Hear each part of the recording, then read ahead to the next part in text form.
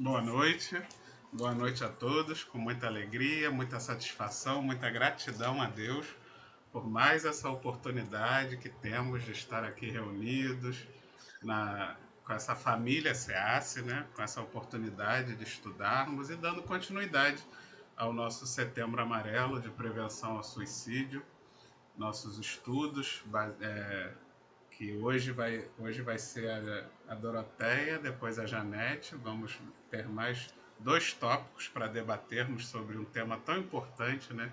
Sabemos que é praticamente uma pandemia que essa não terminou.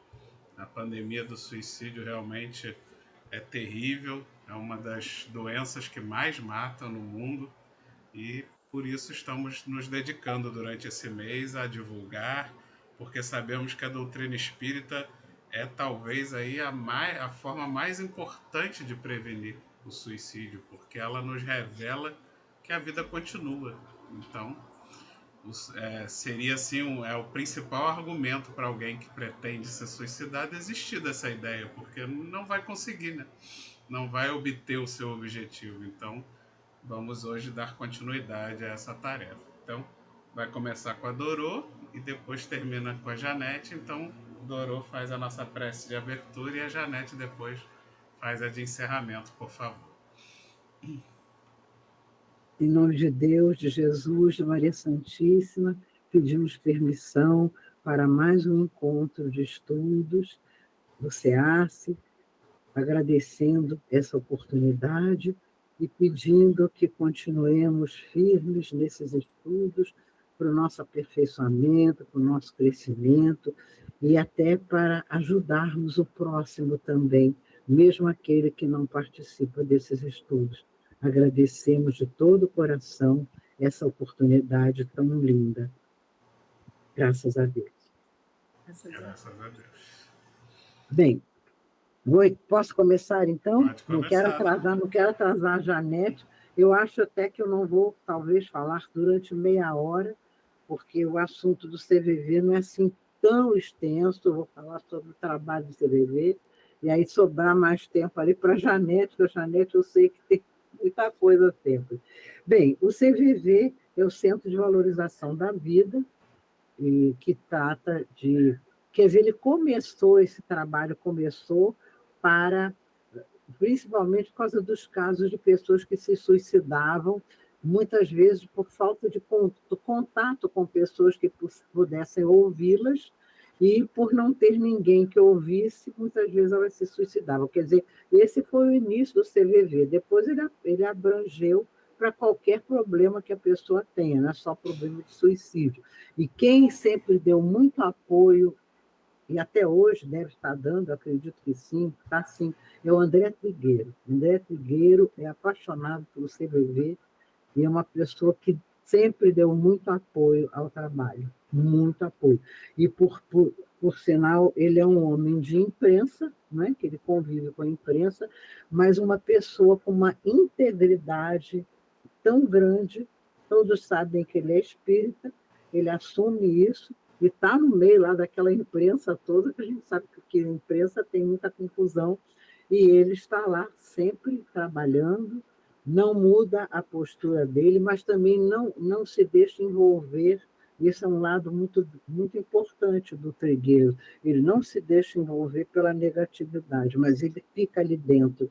Eu acho isso maravilhoso, porque ele não é o típico homem de imprensa, a gente sabe que não é, mas ele está ali trabalhando e mantendo a integridade dele, ao mesmo tempo se relacionando. E ele foi um dos grandes propagandistas do CVV, um grande propagandista. O CVV, eu fui convidada para participar dele pela Maíse Gama, uma médium que, no momento, não está mais na casa de Bezerra de Menezes, ela vai pouquíssimo, ela já está com bastante idade, mais idade do que eu, e que ela dirigiu o CVV durante muitos anos, mas muitos anos, e com uma garra, com uma presença espiritual e, e física e moral muito grande, uma pessoa que eu admiro muito. Foi ela que me convidou, e eu fui Tem mais ou menos uns 16 anos que eu participei do CVV, fiquei lá durante 7 anos. E o CVV, ele foi criado para, principalmente por causa dos suicidas, mas depois ele abriu para todos os problemas que as pessoas pudessem ter de angústias, não só de se suicidar, mas de angústias, de problemas dentro de casa, enfim. Então, ele passou a atender qualquer tipo de problema que exista, desde que a pessoa tenha, vamos dizer, uma angústia para ela resolver, enfim. Agora, o que eu fiz 4 meses, não sei como está agora a preparação dos voluntários para o CVV. Eu fiquei lá 7 anos e peguei o plantão da noite. O plantão da noite vai de 11 da noite até 7 da manhã. Por isso que ele é um plantão quinzenal, ele não é um plantão de toda semana. A maioria dos plantões, como não são de noite, os que não são à noite, eles têm a pessoa vai toda semana, né? E aí ela tem a metade do tempo de trabalho. Mas quem vai à noite, a partir de 11 da noite, já pega esse plantão que é dobrado. Né? E eu peguei por necessidade, por causa da minha vida pessoal, ficou mais confortável fazer esse plantão de 11 da noite até 7 da manhã. Saía morrendo de cansado e com sono. Claro que sim, lógico. Mas foi bom para mim. E eu achei muito interessante, muito bom. Eles fazem uma preparação de 4 meses, eu passei na preparação. E nessa preparação, eles dão as dicas sobre como trabalhar, depois eu vou entrar nesse aspecto, mas, ao mesmo tempo que dão as dicas, tem a parte também da prática. Primeiro a gente escuta, aprende, o manejo, enfim, os próprios voluntários que trabalham, que já têm mais experiência, dão o curso, tá? E depois a gente tem uma parte que é a parte decisiva, que é a parte prática, onde nós funcionaríamos, vamos dizer, é um trabalho só dentro do nós, não é ainda com o usuário do CVV. É um trabalho assim com pessoas, com os próprios voluntários, fazendo de conta que são os atendidos, tá? E no telefone, CVV, era CVV Copacabana, boa noite. O meu era CVV Copacabana, que eu trabalhei muitos anos ali. Nós tínhamos uma salinha lá no Corpo de Bombeiros, ali perto ali perto da rua, peraí, Xavier da Silveira, tem ali um Corpo de Bombeiros. E eles cederam uma salinha deles, que a gente ficava ocupando. Tinha o maior respeito pela gente, não se envolviam com nada. A gente chegava, o maior respeito, mas muito respeito. Eles nos consideravam, e o Corpo de Bombeiros, ele tem uma postura muito idealista, de caridade, a gente sabe disso, né? Então, eles abriram as portas para nós por causa disso, assim, dando apoio ao nosso trabalho, admirando a nossa dedicação ali, entendeu? Então, tudo que a gente pedia, eles faziam, eles ajudavam, não se envolviam com nada que a gente estava fazendo ali, nos deixavam assim, nesse cantinho, era uma salinha lá nos fundos do Corpo de Bombeiro, não entravam, não chamavam a gente, tinha uma ética.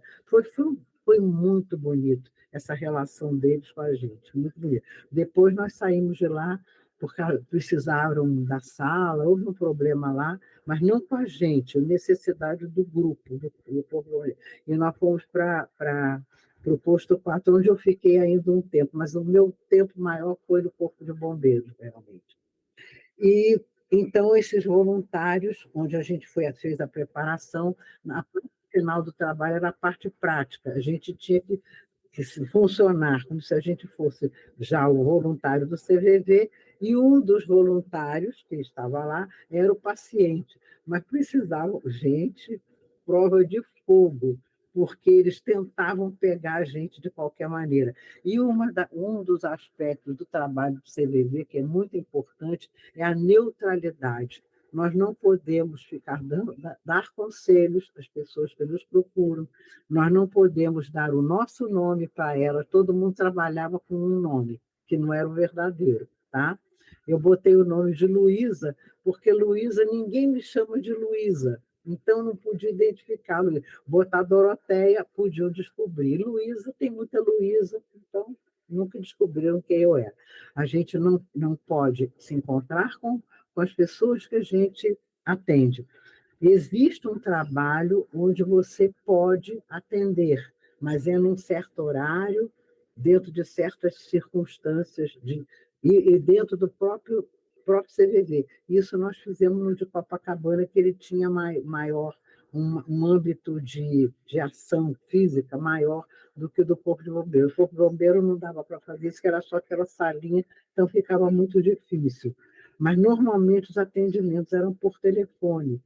E era a ética muito recomendada: não dar conselhos, não sugerir coisas, não interferir na decisão que a pessoa estava tomando da vida dela. Agora, trabalhar no sentido em que ela pudesse ter decisões mais saudáveis. Por exemplo, se ela procurou porque estava brigando com o marido, então a gente trabalhava de uma tal maneira para ir suavizando aquela relação difícil que ela tinha. Mas a gente não podia interferir nas decisões e nem dar conselhos. Isso era a ética do CVV.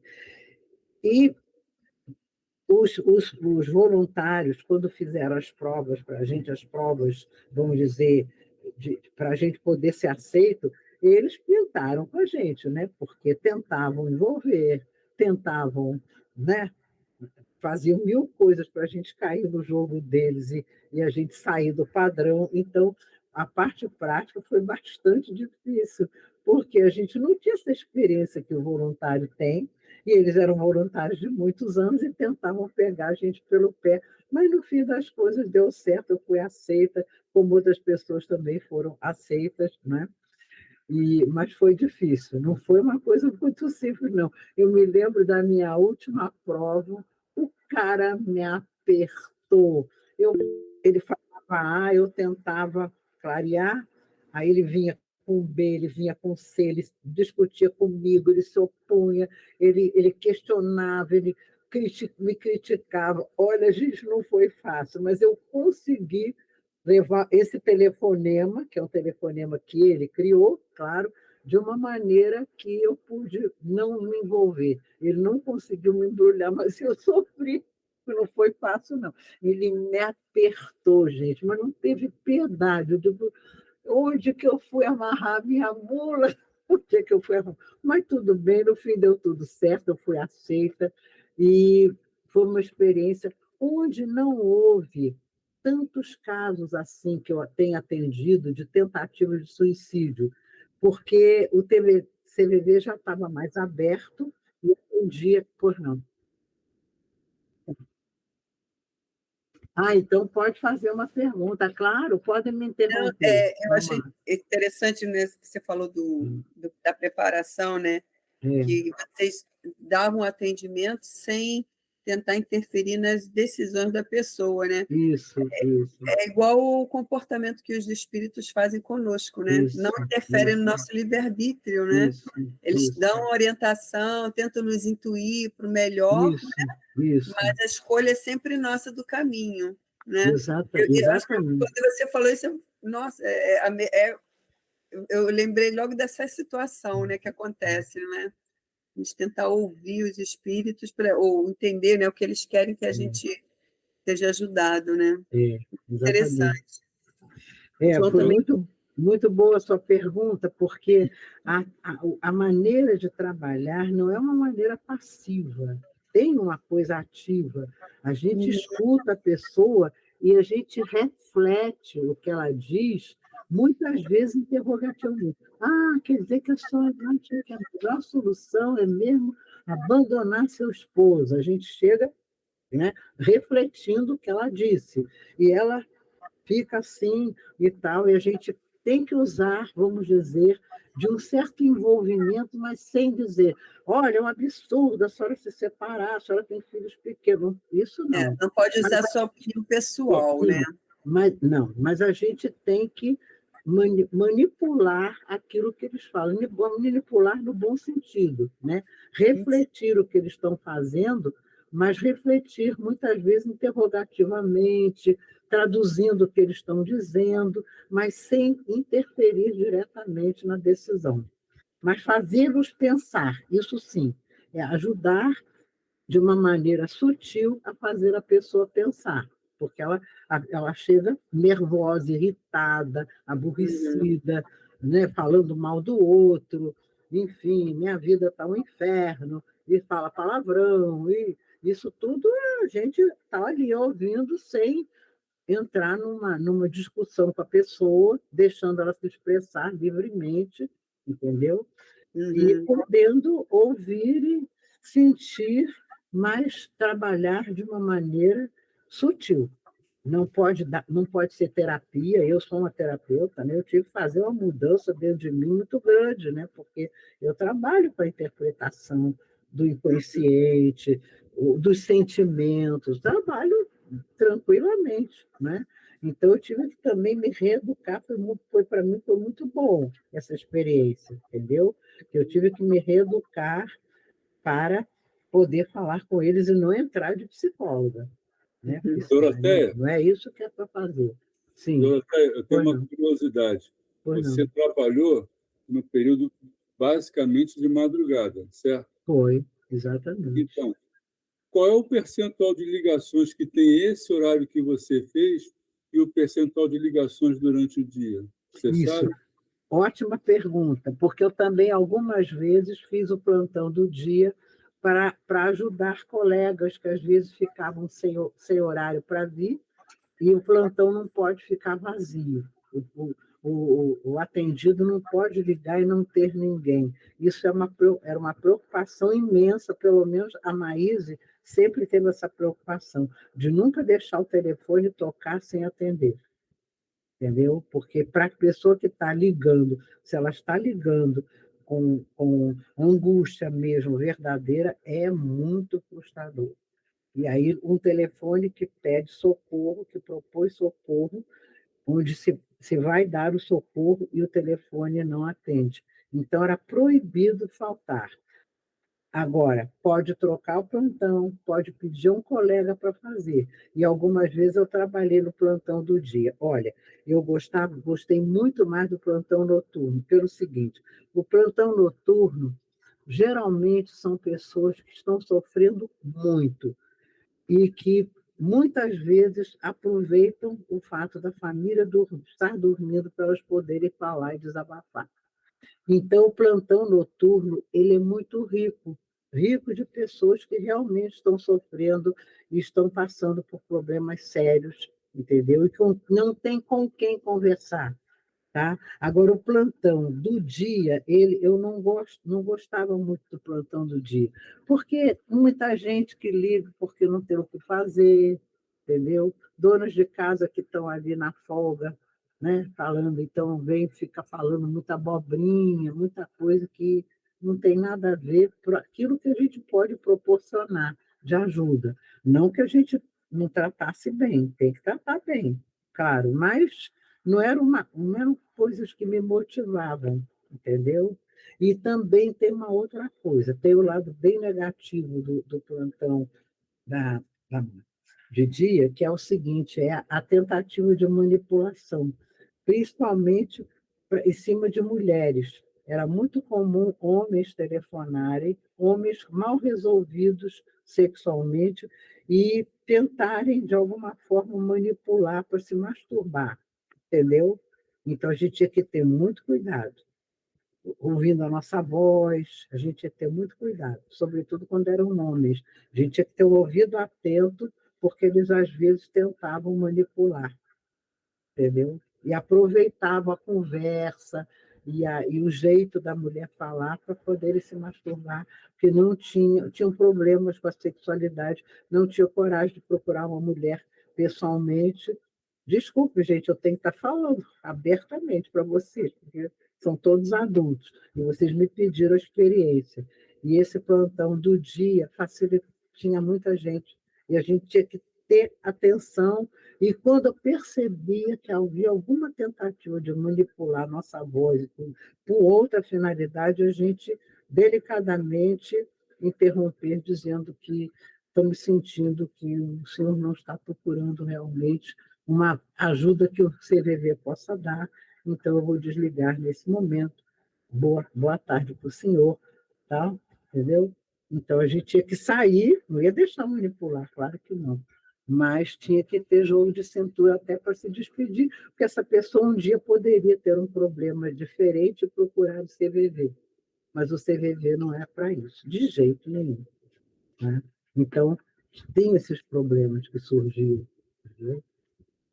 E tudo isso a gente aprendeu no nosso curso, tudo isso a gente aprendeu, para gente não ficar exposta e não ser manipulada e estar jogando a nossa energia fora, né? Entendeu? Então tinha esse lado.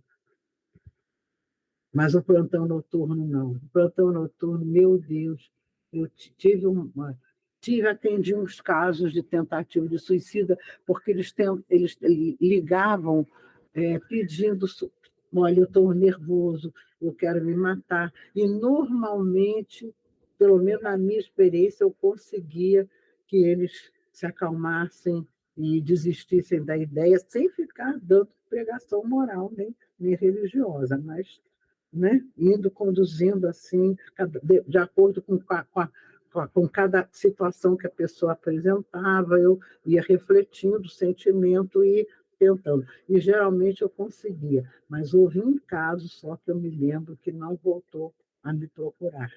E era um caso assim bastante severo, mas você não pode fazer milagre, né? É uma pessoa que você não conhece, é uma pessoa que você não pode se envolver profundamente. Isso também vai prejudicar você, não é? A finalidade não é esta. E é como a gente pensa, né? Livre-arbítrio é livre-arbítrio. A gente procura fazer tudo possível, refletindo a pessoa, mas teve um caso que eu senti que não conseguiria.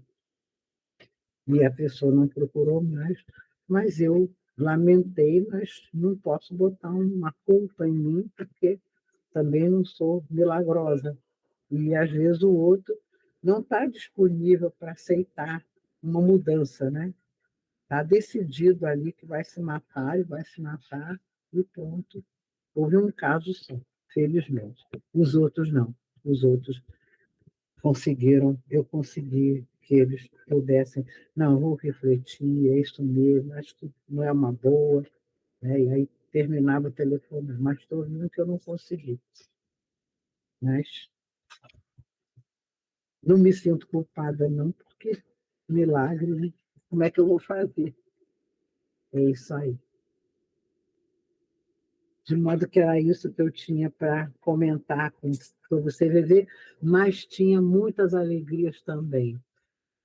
Teve uma pessoa que ele ficou comigo o tempo todo. Ele ia também para outros voluntários, mas no meu plantão ele sempre estava presente. Uma pessoa muito sofrida, muito consciente também de que os sofrimentos dela foram causados por ela também, por tentações que ela teve na adolescência, por problemas de família.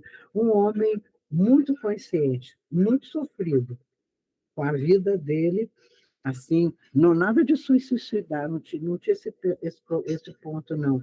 Mas a vida dele foi destruída por causa de drogas na adolescência, a família que não estava percebendo isso, entendeu? E o mal que ele fez a ele de frequentar uma turma que era da pesada, ele era uma pessoa de uma família abastada, mas ele andava com essa turminha, e ele foi envolvido, e começou com drogas, mas ele fez terapia, ele fez o trabalho de se livrar das drogas, ele não se drogava mais, mas era uma pessoa muito sofrida, que teve deficiências no funcionamento físico dele, cerebral, e, enfim, e por causa do abuso de drogas, principalmente na adolescência, onde o cérebro, o corpo humano, o sistema nervoso ainda está acabando de se formar e afetou ele. Um homem muito inteligente, mas que ele teve um distúrbio muito grande e, por causa disso, ele não podia trabalhar, porque ele precisava dormir 24 horas e ficar acordado 48 horas e tomava Aldol, tomava, e vivia assim. E não havia possibilidade dele arrumar um emprego. Mas um homem preparado, um homem inteligente, mas ele se beneficiava muito do CVV. Ele me procurava sempre no meu plantão e procurava outras pessoas também, entendeu? Depois eu saí do CVV, eu perdi o contato, porque o contato era só telefone, entendeu? Mas uma pessoa muito, muito, que teve muita ajuda, e ele se ajudou muito também, entendeu? E conseguiu sair das drogas. Ele chegou até a cocaína, mas ele conseguiu sair, cocaína e maconha, saiu completamente. Agora, ele tinha uma coisa que ele disse: isso aí eu não consegui tirar, que é o substituto, é a Coca-Cola. Tomava muita Coca-Cola e sabia que não era bom. Disse: mas a Coca-Cola me garante. O que eu posso fazer? Não, pare de tomar Coca-Cola, Coca-Cola é um veneno. Ele sabia que a Coca-Cola não é bom, entendeu? Mas um caso bonito, porque ele tinha consciência da deficiência dele e da responsabilidade que ele teve naquilo tudo. Ele procurava o CVV porque ele tinha angústia. Os efeitos que a droga fez no sistema nervoso dele deixavam angústia. Ele, então, tinha que tomar o Dol, porque senão ele tinha sonhos assim, muito ruins. Entendeu? Verdadeiro, tudo isso é feito da droga, mesmo tendo terminado de usar. Eram sonhos de bichos atacando ele, devorando ele. Quando ele tomava o remédio, ele não tinha esse sonho. Mas tinha que tomar sempre, e sempre estar indo ao psiquiatra. Ele usava como terapia, né? Como? Ele usava como terapia, Exatamente. né? Para falar, se expressar, para tirar Era uma forma dele, porque a família... extravasar o sentimento, né? Isso. A família não dava todo o apoio a ele, econômico, ele tinha um apartamentozinho dele para morar, dava todo o apoio. Eram pessoas de boa, de bom padrão econômico. Agora, não se relacionavam muito com ele, entendeu? Então, o CVV era a família dele. E ele tinha consciência disso. Tudo Legal. muito bom. Era isso, eu não quero agora entrar no tempo da Janete, não, porque não é justo. Uma experiência muito linda que eu vivi lá. Tenho muita saudade, mas eu já estava ficando cansada, por causa da idade também, ficar acordada de noite, né? Aí eu parei, fiquei 7 anos lá. Né? Isso aí. Julinha, levantou a mão, Julinha. Vamos lá, quem quer falar? Vamos lá, Júlia. Dorô, você falou do Trigueiro, do André Trigueiro. Sim. Então, ele tem esse livro aqui, ó. Viver é a melhor opção. É a melhor opção. Então, nesse livro, já no finalzinho do livro, ele faz um comentário sobre o CVV. Aqui tem as estatísticas, é uma abordagem bem grande desse livro dele. Aí, no final, ele fala um pouquinho do CVV. E aí, eu fui buscar também um complemento aqui na internet de uma pessoa que fundou o CVV, de nome Jacques Conchon. Ele era de São Paulo, né? O CVV diz que foi fundado em 1962 por esse rapaz, um rapaz, então, de 20 anos, um engenheiro, né? E ele soube do CVV através de um pastor de Londres, que já fazia esse trabalho lá, chamado Samaritans. Era o trabalho desse pessoal em Londres. e fazer um trabalho, né, de prevenção do suicídio. Então, ele com 20 anos, ele trazia já na alma, né, isso a gente sabe que nada é por acaso, ele trazia essa vontade de fazer uma diferença, porque ele viu, naquele momento, muitos casos de suicídio. E o André Trigueiro, nesse livro, ele traz uma mensagem que o livro da Dona Ivone Pereira, Memórias de um Suicida, foi foi um dos livros, naquele momento, que inspirou ele ter essa vontade também de fazer alguma coisa pelo outro. Então, ele diz aqui, né? Com apenas 20 anos, em 62, em entrevista recente, na época, essa entrevista foi antes dele falecer, que ele faleceu em 2018. Ele faleceu com 76 anos.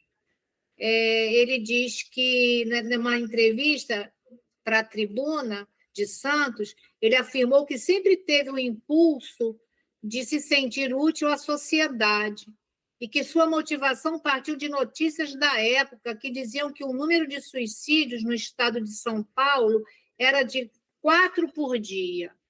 Aí o Trigueiro diz aqui no livro dele, ele fala assim,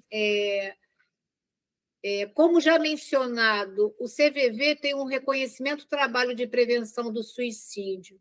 O que poucos conhecem, porém, é que o seu surgimento no Brasil teria um DNA espírita.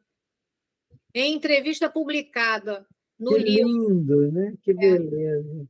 Numa entrevista publicada no livro Pelos Caminhos da Mediunidade Serena, a médium Ivone Pereira revelou que a inauguração do primeiro posto de atendimento do CVV, em 1962, na cidade de São Paulo, foi inspirada no livro Memórias de um Suicida, por ela psicografado e publicado em 1900, ele bota 55, mas a gente sabe que foi 56, né? Que lindo, né? Que coisa linda. Fala que, assim, tem um DNA espírita por conta do livro, né? Muito e esse lindo. rapaz, com 20 anos, já com essa proposta de fazer um bem para a sociedade. Então, ele morre aos 76 anos, né? Mas você vê, 56 anos, ele morre com 76, quer dizer, 56 anos dedicados à ajuda ao próximo. Então, é um trabalho que a gente tem que realmente valorizar por conta de quem iniciou a proposta, né? E a gente sabe que a espiritualidade tem esse movimento, né? De sempre o apoio, e a gente agora com essa divulgação do que a gente pode, né? Exatamente. Muito obrigada pela informação linda, muito linda. O Trigueiro, o CVV adora, o pessoal do CVV adora o Trigueiro. Ele tem sido um baluarte de todos lá, do trabalho, enfim. E a Maíse, que era a diretora, né, do CVV na minha época, ela tinha um programa de manhã cedinho, onde ela falava sobre o CVV. Mas o programa era assim, das 7 às 7h30, um negócio bem cedinho, que quase ninguém consegue ouvir, né? Isso, a dificuldade de botar esse programa, o quê? Às 11 da manhã, às 5 da tarde, enfim, 7 da noite. Não. Era ali cedinho, para depois ver as notícias, né, dos assassinatos, dessas coisas todas. Mas ela ia lá toda manhã que ela era convocada, ela estava lá. Luísa, ela me chamava de Luísa. Luísa, eu não vou desistir. Eu digo, não desiste, não. Vai lá, 7h pouco da manhã, mas vai falar. Sempre tem alguém que vai te escutar e que vai aproveitar, né? Ela foi uma batalhadora do CVV muito grande, sempre estimulou muito o Trigueiro. Sempre abrimos as portas para ele pela influência dela, né? Muito bom. De modo que é isso aí. É uma experiência que vale a pena viver. Sim. Muito bom, Doro. Foi maravilhoso. Vale a pena viver. Acho que é uma experiência, né? Muita gente lá no Bezerra também começou a participar do CVV Foi. pelo seu exemplo. E realmente quem puder, né, quem tiver aí com disponibilidade, com certeza é um trabalho voluntário muito Muito bacana, né, bom. muito É, bom. e ela falou, a Julinha falou nos espíritas, vários colegas meus lá do CVV, que não eram da Casa de Bezerra, eram espíritas também. Eram espíritas. Entendeu? E o espírita, então, que sabe o que um suicídio provoca num espírito, ele fica aflito com o suicídio, né? Verdade. E de querer É ajudar a o pessoa a não se principal matar, motivo né? da gente estar fazendo, né, esses Hã? estudos. É, Esse é o principal exatamente, motivo da gente exatamente. ter É, e saber fazendo esses estudos, como o né? Essa suicida consciência que o sofre quando espírita tem. desencarna, né? Como ele sofre. Né? Bem, agora estamos aí no meio do nosso tempo, mais ou menos. Então, Vamos vamos deixar a pedir a Janete Janete falar, que eu agora. não quero tirar o tempinho dela de jeito nenhum. Eu estou aqui encantada, viu? Com o seu discurso, com as suas informações, que são maravilhosas. Eu tenho muita vontade, sabe, de me candidatar a ser voluntário, né? O negócio é conseguir tempo aí Ele nessa está aí, ele está aí. para Ele está agora em trabalhar. todo o Brasil, né? E agora É. com a... Inclusive, eu já vi palestra do Trigueiro falando que agora, depois da pandemia, principalmente, que tem até online. Você tem a opção, né, online, de tem fazer, Eu até acho que fazer é isso online. online. mesmo. E aí isso Você, já facilita isso, bastante, né? A questão do você, tempo, de tudo. isso, Eu acho que exatamente. até o treinamento é online. É. Você está no Rio de Janeiro para ser atendida por alguém lá no Amazonas, mas que a pessoa é acreditada, tem crédito para trabalhar no CVV e trabalha. Né? Então, A questão é realmente a gente tem que ter esse adestramento, como você falou, né, bem tem que severo, ter, porque tem que o ter. envolvimento diante da dor do outro é uma coisa que mexe muito com a Muito gente. grande, Quando você vê exatamente. que a pessoa está prestes a ser, ai, dá vontade, não, não faça isso, por favor, quer que eu vá aí fazer um Não, cafezinho para você? tem que ter um jogo de cintura muito grande, realmente. Para manter, né? Para Para manter esse manter distanciamento. a tranquilidade. Senão É, você fica aflita e, sem querer, estimula a aflição pode estar do tudo a outro. E o perder. outro perde a confiança, porque ele vem, no fundo, ele vem pedir para não fazer isso. Por quê? Quem quer de verdade nem vai pegar um telefone. Se pula, Vai fazer. acabou. Né? Se a pessoa telefona, é um sinal, né? É um sinal de que ela está com E medo do aquela que ela vai questão fazer. também, né, Doro, da gente não se tornar uma bengala, né, para o necessitado, né? Também. Tudo isso a gente trabalha lá. Tudo isso. Um curso, a preparação. E por isso também os voluntários, na hora da prática, apertam a gente. Tem que apertar mesmo. Tem que ser, tem que Tem ser. que ser. Tem que fazer o papel ali bem ruim. Entendeu? Depois a gente se abraçou, morremos de rir, porque era uma pessoa muito legal, mas estava ali. Eu digo, ai, meu Santo Antônio, o que eu vou fazer? Mas eu consegui sair, entendeu? Olha, Porque depois é você e você mesmo, não tem mais. porque tem todo tipo de pessoa. Há pessoas que procuram ser CVV porque não acreditam, fica lá esnobando voluntário, Ainda fica tem isso, né? fustigando. Meu Deus. Isso, tem sim. E foi uma dessas que eu peguei ali no treino, né? Um cara As assim. trevas atacam de qualquer jeito. Ataca de qualquer maneira. Tem gente que liga para lá para encher o saco, entendeu? E você não pode chegar e xingar a pessoa, fazer nada disso. Mas você percebendo, você convida a voltar para um outro dia. E o plantão onde é o quê? você Uma hora, esteja. Doro? Uma hora de O plantão? plantão, não, o plantão nosso. O Que tempo você fica no fica telefone. atendendo. Não, isso aí às vezes passa do tempo. Tem um tempo X, mas Depende, tem né? uma. Depende da problemática. Depende. Há pessoas que têm que ficar ali, porque se não ficar, ela se mata mesmo. Né? Então, você tem que ficar mais tempo, sim. Não pode ficar. É muito forte. Dá um Tem friozinho que na barriga só de pensar. Tem que ter um discernimento, mas também a prática ajuda bastante. Entendeu? Que aí E você com já certeza aprende. não vai estar sozinho, né? A espiritualidade com certeza está agindo ali Com certeza estão né? lá, com certeza, É. intuindo essas pessoas todas, não há dúvida, isso eu não tenho dúvida, entendeu? Por Bem, isso gente, então, que tem que ser voluntários com amor no coração, né, para poder funcionar.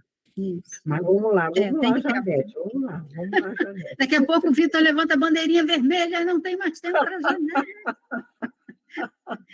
Bem, então, nós vamos comentar, né, a respeito de um dos casos de suicidas do livro Céu e Inferno, que está na segunda parte, no capítulo 5.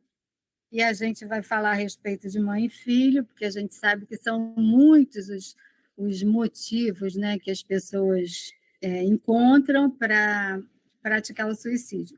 E esse aqui é um motivo, né, que a gente vai ler com relação a mãe e filho, que eu acredito que aconteça mesmo por aí, devido aos nossos equívocos, né, de relacionamentos. Bem, vamos lá. Então, mãe e filho. Em março de 1865, Kardec vem falando, né? O senhor C, que era um negociante em pequena cidade nos arredores de Paris, ele estava com um filho muito enfermo, já para desencarnar, né? O rapaz tinha 21 anos, estava prestes a desencarnar. E o rapaz, já sentindo esse momento da passagem, ele chamou a mãe e quis abraçar a mãe, não é? Se despedir da mãe. A gente vê que daí a gente já vê uma ligação bem forte entre a mãe e esse filho, né? E a mãe, ela fala nessa hora, ela está vendo que vai desencarnar, ela fala: vai, meu filho, antes de mim, que não tardarei a seguir-te, né? Mas assim, falar diante dessa situação extrema, as pessoas não achavam que ela ia cometer o suicídio, né? Apenas uma expressão mais forte, como às vezes a gente está numa cerimônia, né, de sepultamento, num cemitério, e esse discurso é bem comum, até breve, né? Não tem essa expressão? Até breve, né? O irmão está partindo, está indo antes de nós. Então, as pessoas encararam como se fosse apenas uma expressão mais forte, uma emoção de mãe, né, diante da partida de um filho, que a gente sabe que realmente não é muito fácil. Mas, assim que o rapaz desencarnou, fez a passagem, eles foram procurar a mãe pela casa e encontraram ela enforcada no celeiro, né? Então, ela se enforcou, realmente para ela foi muito forte. E a gente já vê aí, diante do que ela falou e do seu ato, né, do suicídio, que ela tinha a intenção de se unir a esse filho, né? Na cabeça dela, na consciência claro, na dela, cabeça, só né? nisso, só na cabeça. Ela estava, assim, certa de que, se matando, ela ia ficar ao lado do filho, né? São esses ledos enganos que a gente tem pelo desconhecimento, e aí como que a gente traz nessa questão do conhecimento espírita, como é importante, né? A gente saber o que acontece depois da desencarnação, da questão da reencarnação, da questão da lei de causa e efeito. E aí o interessante é que lá na Sociedade Espírita de Paris, eles evocam o filho, né? Antes de falar com a mãe, eles evocam o filho, esse que partiu ali no mesmo dia. Aí eles falam também, nesse parágrafo anterior, que o enterro dos dois, né, acabou sendo realizado juntos, porque foi no mesmo dia. E aí a gente também vê o quanto ela gostava desse filho, mas o quanto ela foi assim cega, vamos dizer assim, entre aspas, de não ter pensado nos outros filhos e no próprio marido, né? A gente sabe a dor que aqueles que ficam, né, sentem diante de um suicídio, né? Então, ela tinha uma família, ela não tinha só aquele filho de 21 anos, ela tinha outros filhos, porque se ele era o mais velho, havia outros filhos, né? E tinha um marido. Então, a gente vê a dor dessa família e como ela só pensou, na verdade, nela mesmo, né? Porque o que ela queria verdadeiramente era estar com o filho. Ela não queria se separar daquele amor que era algo muito forte para ela. A gente fica imaginando, né? A ponto dela tirar a vida por causa desse filho e não se importar muito, né? Os outros. E aí tem a evocação do filho, né? Que desencarnou junto a ela. E aí esse rapaz vem assim, esse espírito, né, desse rapaz, vem de uma forma muito equilibrada, né, muito tranquilo, falando com relação a esse ato da mãe. Aí eles perguntam para ele: sabeis do suicídio da vossa mãe em consequência do desespero que lhe causou a vossa perda? E ele responde: sim. E não fosse o pesar causado por essa fatal resolução da parte dela, e me julgaria completamente feliz. Vejam só como esse rapaz está bem, né? Não tão bem, logicamente, porque ele viu que a mãe se suicidou, né? Então a gente vê assim, ele foi no tempo dele, né? Por ele estar bem, a gente sabe da nossa programação reencarnatória. Foi bem, né? Foi bem. Foi tranquilo, ele chamou a mãe para se despedir, né? E estava bem no mundo espiritual. Só lamentava exatamente o fato da mãe ter se suicidado. Então, a gente vê a segurança, o equilíbrio dele, né? De tudo que aconteceu com ele. A gente imagina que realmente ele foi no tempo dele certo, né? E ele diz assim: pobre e excelente mãe, não pôde suportar a prova dessa separação momentânea e tomou para se unir ao filho o caminho que dele mais deveria afastá-la.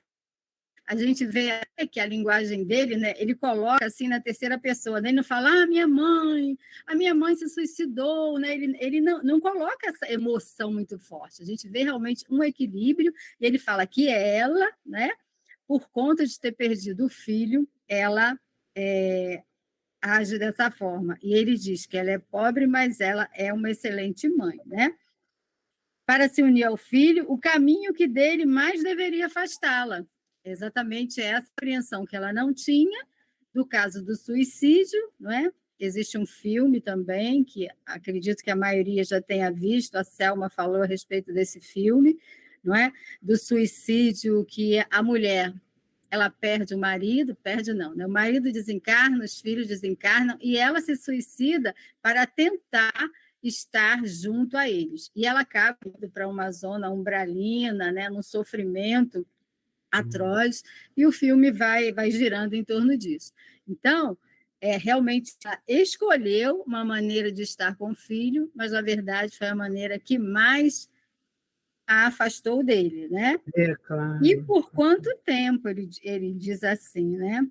Assim retardou indefinidamente uma reunião que tão pronta teria sido se sua alma se conformasse submissa às vontades do Senhor, se fosse resignada, humilde, arrependida, diante da provação que devia sofrer e que haveria de depurá-la. Então, veja bem, a provação dela nessa vida era estar vendo o filho dela partir, né? A gente sabe do processo natural, pelo menos costuma ser, né? Que os pais partam antes dos filhos. Então, aqueles que já viram seus filhos partirem sabem o quão doloroso é, né? Mas a prova dela, aqui está, ele fala, o filho, a provação dela era realmente estar resignada, submissa à vontade de Deus diante da partida daquele filho.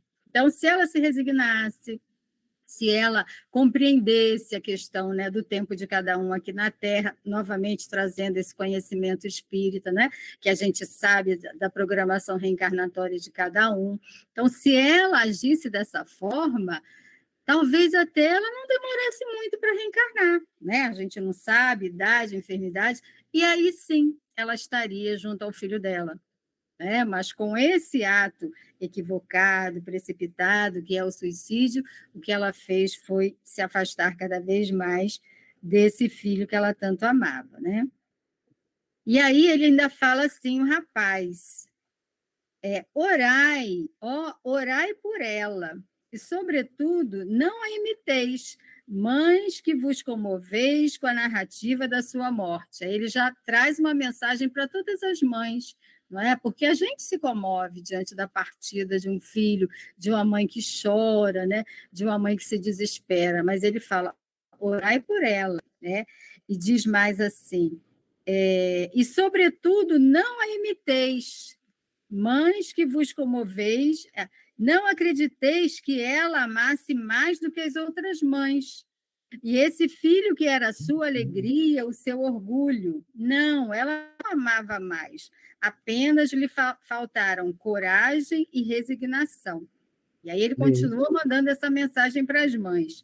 Mães que me ouvis, quando a agonia embaciar o olhar dos vossos filhos, lembrai-vos de que, como Cristo, eles sobem ao cimo do Calvário, de onde deverão alçar-se à glória eterna. Então, ele vem trazendo essa necessidade, né, das nossas provações, das nossas expiações aqui na Terra, se temos que partir um pouco antes, mas é preciso que a gente tenha essa compreensão, que a gente não se desespere e não parta para um ato desse, né? Então, a gente vê assim, eu achei muito interessante essa atitude, né? Essa postura desse filho que é evocado e que traz assim, uma compreensão, logicamente, do ato, mas que lamenta e aconselha aquelas que estão diante desse testemunho para que não façam a mesma coisa, né? Porque com certeza ela está em sofrimento, e a gente vai ver agora a evocação da mãe, mas a Aninha quer falar alguma coisa, né? Janete, você falou, né, sobre se ela tivesse a calma, né, a resignação, poderia reencarnar, né, novamente, próximo a ela e tudo, mas também que se ela tivesse também essa resignação, quando ela partisse, que fosse realmente, né, o momento dela, ele poderia estar recebendo ela, Isso, né? Com certeza. E essa separação não seria, né, tão grande, né? A gente vê que havia assim, uma ligação bem forte entre ela e esse filho. Isso existe, né? Entre tantos filhos, a gente sabe que muitas vezes um filho pode ter sido companheiro de vidas passadas, né? Então, existe muitas vezes um elo muito mais forte. E que ele, do jeito que ele partiu, equilibrado, tranquilo, com certeza, ele ia estar por ali, por perto, né? E assim, pronto para quando ela retornasse, ele está ali para recebê-la. É isso aí, Anny. Muito importante aí a observação. E aí, agora a gente pode falar.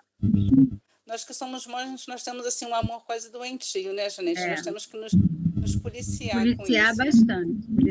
Que bom que a gente tem o conhecimento da doutrina. Pelo menos para tirar a vida a gente não vai, não. A gente pode sofrer bastante, né? Eu acompanhei a desencarnação de um sobrinho, que vocês todos sabem, e o sofrimento da minha irmã, né? Muito, muito forte. É algo muito forte mesmo. Então, aí depois eles fazem a evocação da mãe, dessa que se suicidou, né? E olha só como é que ela vem, gente. Quero ver meu filho. Tendes o poder de me devolver? Cruéis. Eles me tomaram para o e me deixaram em trevas? Quero porque me pertence. De nada vale, então, o amor materno? Então, a gente vê, assim, um autoritarismo, né? Uma revolta, um desequilíbrio dessa mãe, né? Olha a diferença da serenidade do filho, né? Que vem na evocação, e ela revoltada, né? Quer dizer, já praticou o ato impensado, está sofrendo porque não está vendo o filho, mas está ali, revoltada. Por que tiraram o filho dela? E aí ela vai justificar por que ela tem direito de estar ao lado dele. Ela diz, pois que tê-lo carregado no ventre por 9 meses, tê-lo amamentado, nutrido a carne da sua carne, sangue do seu sangue, guiado os seus primeiros passos, ensinado a balbuciar o sagrado nome de Deus e o doce nome de mãe, perfeito dele um homem cheio de atividade, de inteligência, de honestidade, de amor filial, para perdê-lo quando realizava as esperanças concebidas a seu respeito, quando o brilhante futuro aguardava, Então, tipo assim, ela está justificando, tipo que cobrando o amor de mãe, o afeto que uma mãe tem que ter normalmente. Tem que ter, não, né? É algo natural, né? Uma mãe, naturalmente, ela se dedica ao seu filho. Agora, tipo assim, ela estava justificando. Ué, eu fiz tudo isso por ele, por que ele não está agora aqui? Como se ele fosse uma propriedade dela, né? A gente vê aí a questão do apego muito forte, muito presente no coração dessa mãe, porque a gente sabe que os filhos não são nossos, né? A gente sabe que os filhos são, assim, joias maravilhosas, são joias raras. Eu lembro daquela leitura, né, das joias devolvidas, que todos vocês também conhecem, mas eles não são nossos, né? Seremos cobrados, sim, se fizermos alguma coisa de errado com relação à educação deles. Mas, se fazemos tudo certinho, eles são livres para seguirem para onde quiserem e para retornar para o plano espiritual também, por que não, né?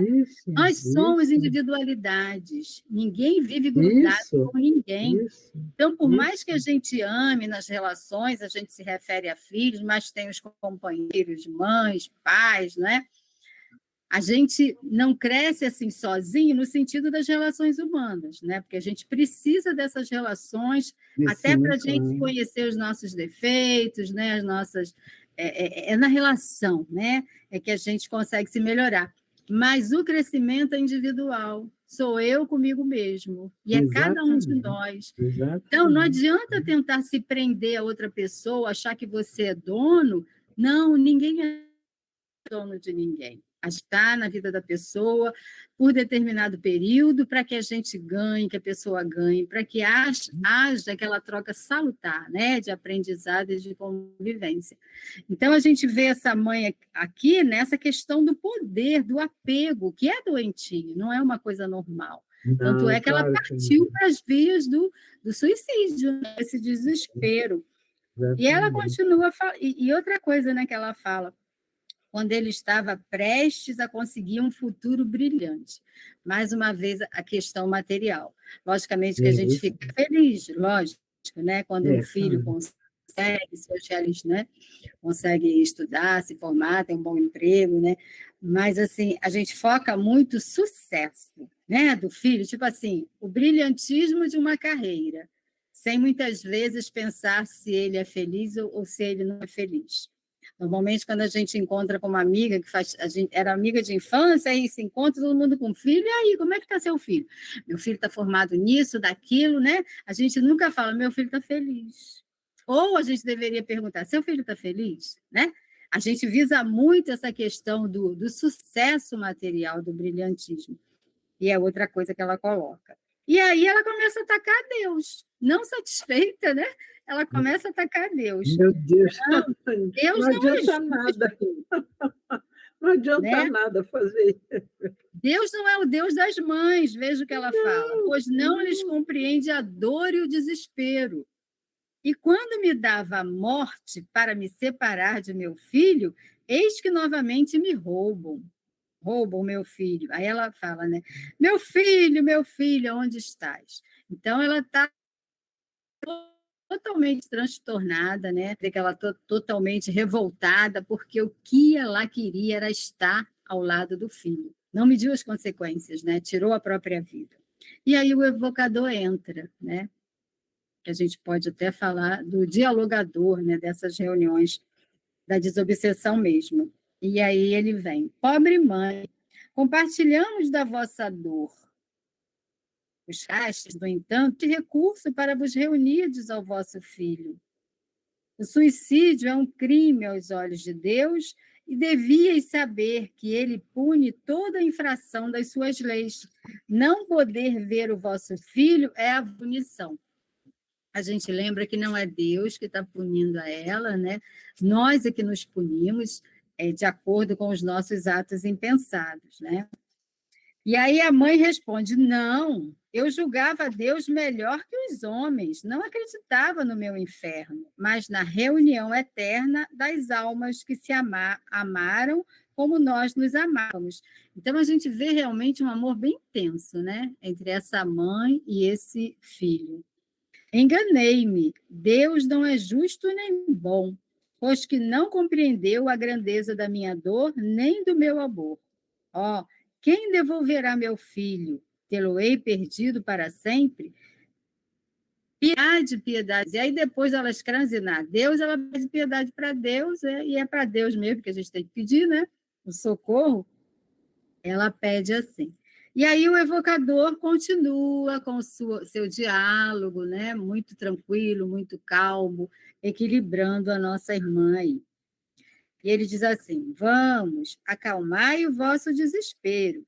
Considerai que se há um meio de rever vosso filho, não é blasfemo de Deus, como ora o fazeis.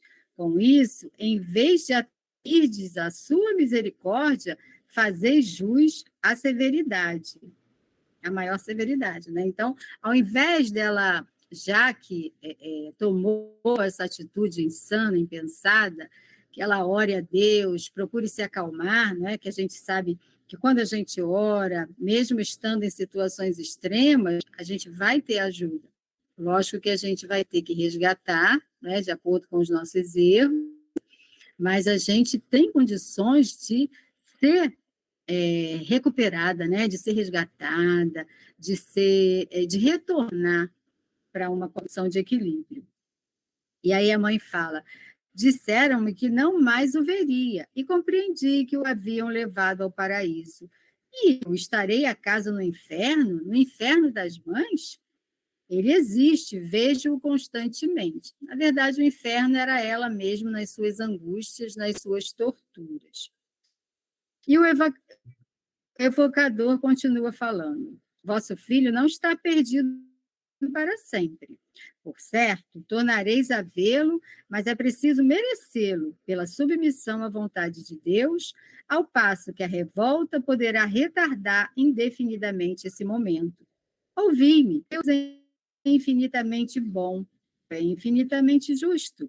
Assim, ninguém é punido sem motivo, e se sobre a terra ele vos infligiu grandes dores, é porque as merecestes. Quer dizer, ele está querendo dizer que a desencarnação prematura do filho dela era uma aprovação para ela.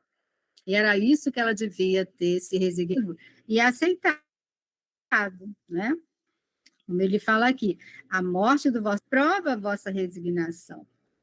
Infelizmente, a ela sucumbistes, quando em vida, e eis que após a morte de novo sucumbiste. Né? Porque continua revoltada. Como pretendeis que Deus recompense os filhos rebeldes? Ele, porém, não é inexorável, e o arrependimento do culpado é sempre acolhido. Se tivesseis aceito a provação com humildade, se houvesseis esperado com paciência o momento da vossa desencarnação, ao entrardes no mundo espiritual onde vos achais, terias imediatamente avistado vosso filho, que foi o que a Aninha falou, né? Se ela tivesse esperado com resignação, ao desencarnar, ela ia conseguir estar ao lado do filho dela, o qual vos receberia de braços abertos. Tereis tido a satisfação de vê-lo? Teríeis tido a satisfação de vê-lo radiante depois da ausência. Mas o que fizestes, e ainda agora fazeis, coloca entre vós e ele uma barreira. Não julgueis perdido nas profundezas do espaço, não. Ele se encontra mais perto de vós do que supondes. Apenas um véu impenetrável o subtrai à vossa vista. Ele vos vê e ama sempre, deplorando a triste condição em que caíste pela falta de confiança em Deus, aguardando ansioso o momento feliz em que se vos poderá tornar visível. Quer dizer, a gente entende que o filho está ali ao lado dela, mas ela não consegue ver o filho. A gente lembra do André Luiz, né, quando ele estava lá no umbral, em que a mãe ia visitá-lo, Clarencio ia visitá-lo, mas ele não conseguia enxergar ninguém, né, devido à sua vibração, né, negativa, que ele não conseguia ver. E ele continua falando: de vós somente depende abreviar ou retardar esse momento. Orai a Deus e dizei comigo. Aí ele sugere uma prece para ela. Meu Deus, perdoai-me por ter duvidado da vossa justiça e da vossa bondade. Se me punistes, reconheço que o mereci. Dignai-vos aceitar meu entendimento e submissão à vossa santa vontade. Né? E aí, depois de tudo isso que o evocador fala para ela, ela realmente se acalma e diz: que luz de esperança capaz de fazer despontar em minha alma. É qual relâmpago escura que me cerca. Obrigada, vou orar a Deus. Então, a gente fica feliz, né, de ver que realmente ela teve um amparo. E aí, Kardec vem trazendo aqui no final, nos comentários, ele diz assim, né, que nem toda morte do mesmo gênero ela vai ter a mesma consequência, né? Ele diz assim: cada falta é punida de acordo com as circunstâncias que a determinam, de modo que não há punições uniformes e constantes para as faltas do mesmo gênero. Nesse caso, ela se suicidou com a intenção de estar ao lado do filho. E o castigo dela, a dor dela, foi exatamente não poder ver esse filho. E quando ele diz que vários suicidas continuam vendo a cena da morte, né? Eles ficam que é realmente um tipo de não também. Eles ficam, como em casos anteriores ali do senhorzinho que se joga no precipício e continua sempre vendo a cena, ele caindo. No caso dela, não. No caso dela, a punição realmente não foi nem estar lembrando porque ela se enforcou. No caso dela, foi não poder ver o filho. Então, a gente vê o quanto a falta de conhecimento da doutrina espírita faz com que as pessoas realmente tomem esse caminho extremo, né, do suicídio. A falta de conhecimento espírita, como já falaram aí vocês, todos falaram, em relação a essa clareza, né? Essa clareza que o Espiritismo nos traz. Aí eu queria só falar, Júlia, só rapidinho, tá, Júlia? No capítulo 5, que fala do Evangelho segundo o Espiritismo, Bem-aventurados os aflitos, que fala sobre o suicídio, e a gente traz aqui a importância da divulgação do Espiritismo para todos, não é? Do conhecimento espírita, né? Porque a gente sabe que o espiritismo não é a religião do futuro, mas será o futuro das religiões, e essa informação, né, da continuidade da vida, das dores, né, que vivenciamos devido a um ato do suicídio, é muito importante. Item 17 do Evangelho, que fala do espiritismo, ele fala assim: o Espiritismo ainda produz, sobre esse aspecto, outro resultado igualmente positivo e talvez mais decisivo. Apresenta-nos os próprios suicidas a informar-nos da situação desgraçada em que se encontram e a provar que ninguém viola impunemente a lei de Deus, que proíbe ao homem encurtar a sua vida, né? Entre os suicidas, alguns há cujos sofrimentos, nem por serem temporários e não eternos, não são menos terríveis, e da natureza fazer refletir os que, porventura, pensam em daqui sair antes em que Deus haja permitido. Então, né? O espírita tem, assim, vários motivos a contrapor a do suicídio. A certeza de uma vida futura, né? Em que sábio ele será tanto mais ditoso, quanto mais inditoso e resignado haja sido na terra. A certeza de que, abreviando seus dias, chega precisamente a resultado oposto ao que esperava, que se liberta de um mal para incorrer num mal pior, mais longo e mais terrível, que se engana, imaginando que, com o matar-se, vai mais depressa para o céu, que o suicídio é um obstáculo a que no outro mundo ele se reúna aos que foram objeto de suas afeições, que foi o exemplo dessa senhora, e aos quais esperava encontrar, donde a consequência de que o suicídio, só lhe trazendo decepções, é contrário aos seus próprios interesses. Por isso mesmo, considerável já o é o número dos que têm sido, pelo Espiritismo, impedidos de suicidar-se, podendo daí concluir-se que, quando todos os homens forem espíritas, ou, né, que o conhecimento espírita chegue às outras religiões também, deixará de haver suicídios conscientes. Comparando-se, então, os resultados as doutrinas materialistas produzem com os que decorrem da doutrina espírita, somente do ponto de vista do suicídio, forçoso será reconhecer que, enquanto a lógica dos materialistas conduz ao suicídio, a do espiritismo impede, né? Então, a gente vê aí a beleza da doutrina espírita, que a gente deva estar realmente falando, na intenção de impedir que atos como esse sejam realizados, né? É isso, gente. Acho que eu congelei, ou vocês congelaram. A Júlia queria falar, eu falei para caramba. Não, eu só queria contar um caso rapidinho nessa questão dos filhos, né? Porque esse agarramento no filho é uma coisa que impede a sua liberdade e a liberdade dele também. Eu conheci uma pessoa que dirigia um abrigo, né, de senhoras, né? Mas a filha dela desencarnou com um câncer, ela cuidou da menina, então já desencarnou se com seus 50 anos, então foi um tempo grande que ela conviveu com essa filha. Ela ficou uns dias em casa, depois ela disse, não, eu vou atender as minhas velhinhas. E foi atender as velhinhas que ajudou ela a equilibrar, entendeu? Claro, a saudade da filha ela sempre tem, mas equilibrou, entendeu? Achei Não é você buscar uma tarefa, um trabalho no bem, né, Doro?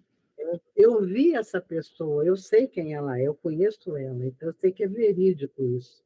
Ela disse, não, eu vou agora socorrer, elas são minhas filhas também, sabe? Então, levantou. Exatamente. Olha que coisa. É transferir o amor, né, para outros Sim, necessitados. Claro. A gente vê mães, às vezes, entrando e cultuando o quarto dos filhos quando eles desencarnam, né? E não sai de dentro de casa para servir, para fazer caridade, né? Exatamente. É sempre assim, né? Eu acho que a cura para toda dor é você partir para enxergar a dor do outro, né? É você procurar trabalhar realmente na caridade. Isso vai fazer com que a sua dor amenize. Você preenche a sua vida, não é? Porque o mundo está cheio de trabalhos maravilhosos que a gente possa realizar. Se não tem mais dentro de casa, mas tem pelo mundo afora, na casa espírita, né? Às vezes é um vizinho que tem essa necessidade, os orfanatos estão por aí, os asilos, cheio de trabalho no bem e na caridade. Gente para ajudar não falta, sobra. Para a gente aconchegar o nosso coração, né? Mas fala aí, Júlia. Júlia? Vou ser breve. Eu nunca sei se sou eu que congelo. Você congelou, mas a sua voz não sumiu. Não sumiu. Continuou. Só a imagem, né? Eu quero ser breve, porque o tempo já está bem esgotado, né? Do limite. Mas, assim, a gente vai trazer do Livro dos Espíritos uma questão que vai colaborar muito com o nosso estudo de hoje. É a 946. Kardec fez essa pergunta aos espíritos. O que pensar do suicídio que tem como objetivo escapar das misérias e das decepções deste mundo? E foi o que aconteceu, foi uma decepção para aquela mãe. Aí os espíritos... É muita coisa, eu vou ler só uma parte. Pobres espíritos que não têm a coragem de suportar as misérias da existência. Deus ajuda aqueles que sofrem e não aqueles que não possuem força nem coragem. As tribulações da vida são provas ou expiações. Felizes os que as suportam sem murmurar, pois serão recompensados por isso. Aí segue a resposta dos espíritos, e aí a gente traz aqui rapidinho também do Evangelho segundo o Espiritismo, capítulo 14, honrai vosso pai e vossa mãe. Santo Agostinho diz para nós assim, ó, Deus não dá provas superior às forças daqueles que a pede, só permite as que podem ser cumpridas. Se tal não sucede, não é que falte possibilidade, falta a vontade. Então, o que faltou a essa mãe foi a vontade de suportar o que foi pedido, porque a prova era para ela, né? Suportar. Claro. Né? Possibilidades, né? Não falta possibilidades, falta apenas a vontade. Então, que a nossa vontade seja firme diante dos nossos obstáculos, diante dessa vida das tribulações, que não é fácil para ninguém.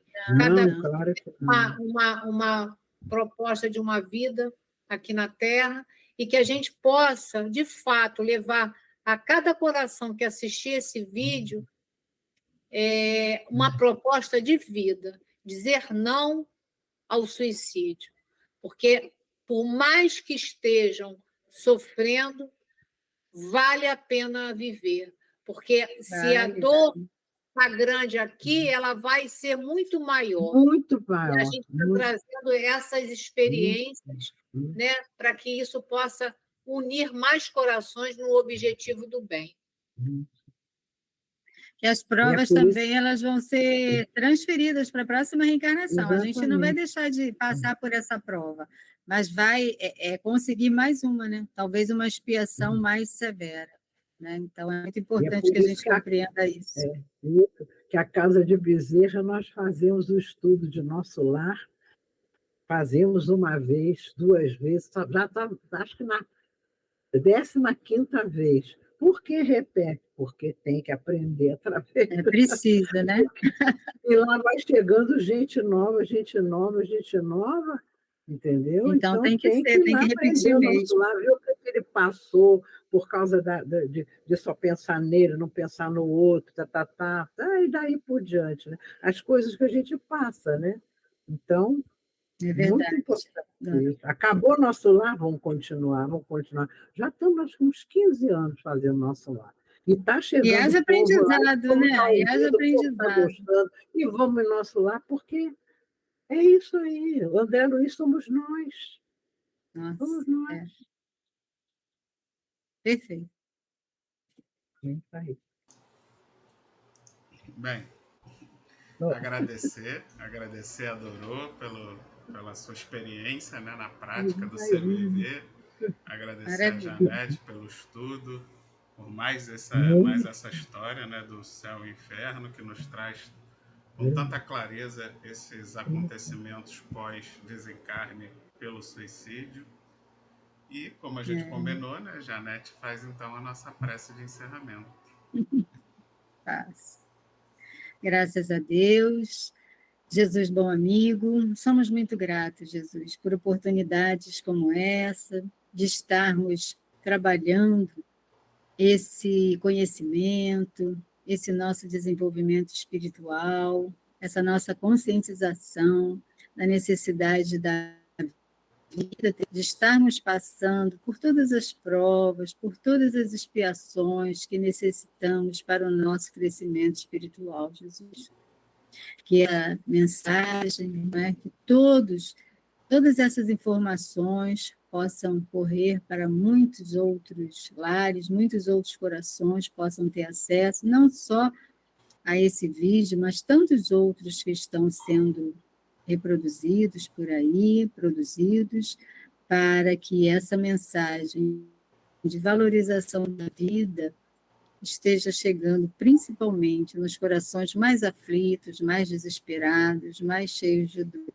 E que a gente possa, Jesus, estar sempre lembrando de orarmos pelos nossos irmãos que têm essa pretensão, estão nessa iminência de praticar o suicídio, e também por aqueles que já praticaram o suicídio. Que eles estejam presentes em nossas preces, né, como fortalecimento, como encorajamento e como a consciência dessa verdade de que Deus não desampara nenhum dos seus filhos, mas que é preciso reconhecer a gravidade do ato e o resgate que temos, né, que assumir. Então, viver ainda é a melhor opção.